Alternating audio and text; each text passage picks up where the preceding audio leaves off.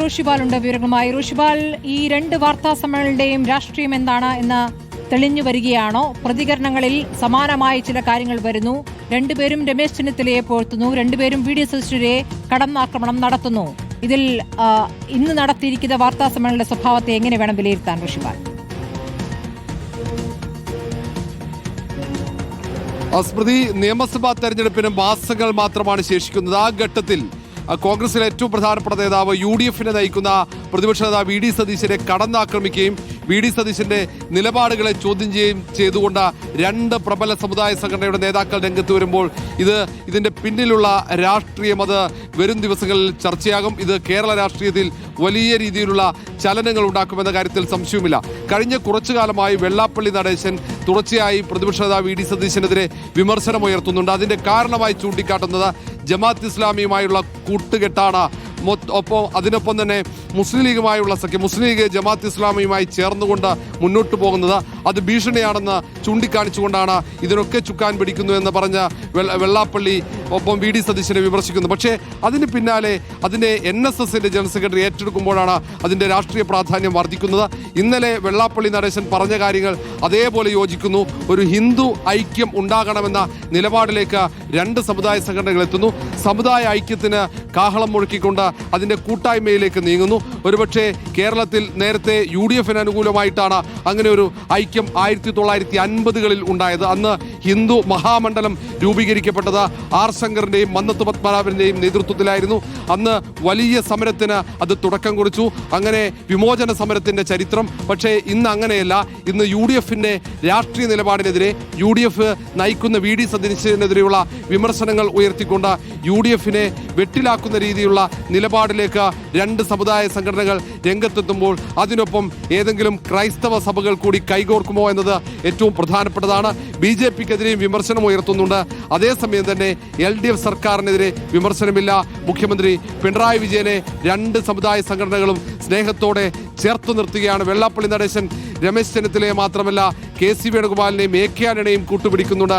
ഇവർ പറയില്ല, ഇവർ തള്ളിപ്പറയില്ല SNDPയെയും തന്നെയും എന്ന നിലപാടിലേക്ക് എത്തുന്നു. മാത്രവുമല്ല, ഈ കാലഘട്ടത്തിൽ വർഗീയ കലാപങ്ങൾ ഉണ്ടായിട്ടില്ലെന്ന പഴയ നിലപാട് വീണ്ടും, പഴയ പ്രസ്താവനകൾ വീണ്ടും ആവർത്തിക്കൂടി വെള്ളാപ്പള്ളി നടേശൻ ചെയ്യുന്നുണ്ട്.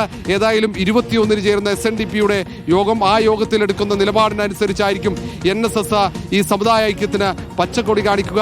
നിലവിലെ സാഹചര്യത്തിൽ വ്യക്തിപരമായി സമുദായ ഐക്യത്തിന് അനുകൂലമായ നിലപാടാണെന്ന് സുകുമാരൻ നായർ ആവർത്തിക്കുന്നുണ്ട്. ഏതായാലും ഇത് ആർക്ക് വേണ്ടിയാണ് ഇങ്ങനെ ഒരു പടപ്പുറപ്പാടെന്ന് വ്യക്തമല്ല. ലക്ഷ്യം അത് പ്രതിപക്ഷ നേതാവ് വി ഡി സതീശൻ മാത്രമാണോ എന്നത് വരും ദിവസങ്ങളിൽ നമുക്കറിയാൻ കഴിയും. നിലവിൽ വി ഡി സതീശനെ മാത്രമാണ് ആക്രമിച്ചതെങ്കിൽ വരും ദിവസങ്ങളിൽ വെള്ളാപ്പള്ളി നടേശനും ഒപ്പം സുകുമാരൻ നായരും ആർക്കെതിരെയാണ് അമ്പെയ്യുക എന്നത് കാത്തിരുന്ന് കാണേണ്ടി വരും.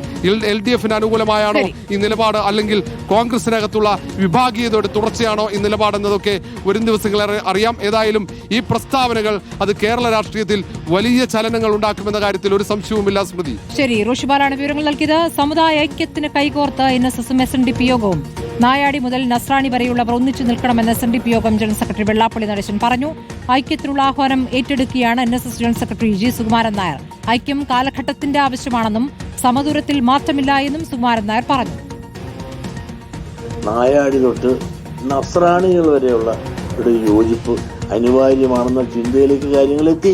ലീഗ് നേതൃത്വം ആണ് NSSനെ SNDPയെ തമ്മിൽ തെറ്റിക്കാൻ യോജിക്കാൻ പാടില്ല എന്ന് പറഞ്ഞുകൊണ്ട് ഞങ്ങൾ അകറ്റി നിർത്തിക്കൊണ്ട് ഈ പണികളെല്ലാം ചെയ്തു. ഇന്ന് മുസ്ലിങ്ങളെ ഭയന്നാണ് ഇന്ന് ക്രിസ്ത്യാനികൾ പോലും ഇവിടെ കേരളത്തിൽ താമസിക്കുന്നു. ഈ കാലഘട്ടത്തിൻ്റെ ആവശ്യമാണത് എന്ന് മനസ്സിലാക്കുന്നു. എല്ലാവരുമായി യോജിച്ച് നിന്നുകൊണ്ട് ഹൈന്ദവ സംഘടനയിലെ പ്രബല സമുദായങ്ങളായ SNDPയും NSSും ഒരുമിക്കുന്നതിൽ എന്താ തെറ്റ്? സജോ ദേവസ്യ വിവരങ്ങളുമായി. സജോ, ഇപ്പോൾ നായർ ഈഴവ ഐക്യം എന്നുള്ളതല്ല, നസ്രാണി വരെ എന്നുള്ളതാണ് പറയുന്നത്. വെള്ളാപ്പള്ളി നടത്തിയ പ്രതികരണങ്ങളിൽ മുസ്ലിം ലീഗിന് അതിരൂക്ഷമായ വിമർശനങ്ങളുണ്ട്. പക്ഷേ അത് G സുകുമാരൻ നായരിലേക്ക് എത്തുമ്പോൾ ഐക്യം കാലഘട്ടത്തിന്റെ ആവശ്യമാണ് എന്ന് പറയുന്നു. പക്ഷേ ലീഗിനെ ഒരു തരത്തിലും വിമർശിക്കുന്നില്ല സുകുമാരൻ നായർ എന്നതും ശ്രദ്ധിക്കേണ്ടതാണ്. ഈ ഐക്യ തീരുമാനത്തെ, ഐക്യ പ്രഖ്യാപനത്തെ എങ്ങനെ വേണം കാണാൻ സജോ? സ്മൃതി, ഇപ്പോൾ ഏതായാലും നായാടി മുതൽ നസ്രാണി വരെ എന്നൊക്കെയുള്ള പ്രതികരണം നടത്തുമ്പോഴും ആദ്യഘട്ടത്തിൽ ഐക്യമുണ്ടാകുന്നത്, അതായത് NSS general secretary G Sukumaran നായരും SNDP യോഗം ജനറൽ സെക്രട്ടറി വെള്ളാപ്പള്ളി നടേശനും ഐക്യപ്പെടുന്നത് പ്രതിപക്ഷ നേതാവും VD സതീശനെ കടന്നാക്രമിക്കാനാണ് എന്നതാണ്. അതിന്റെ യഥാർത്ഥ ലക്ഷ്യം കേവലമായും പ്രതിപക്ഷ നേതാവിലേക്ക് മാത്രം കേന്ദ്രീകരിക്കുക എന്നതാണോ, അതിനും അപ്പുറത്തേക്കുള്ള വിശാലമായ താല്പര്യങ്ങൾ ഉണ്ടോ എന്നത് വ്യക്തമായി വരേണ്ടതാണ്, അല്ലെങ്കിൽ തുടർ ദിവസങ്ങളിൽ വ്യക്തമാകേണ്ടതാണ്. 21-ന് ആലപ്പുഴയിൽ യോഗം ചേർന്ന് ഇക്കാര്യം വിശദമായി ചർച്ച ചെയ്യും, പിന്നീട് ഒരു കൂടിക്കാഴ്ചയിലേക്കൊക്കെ കാര്യങ്ങൾ പോകും എന്ന നിലയ്ക്കൊക്കെയുള്ള അവകാശവാദങ്ങളാണ്.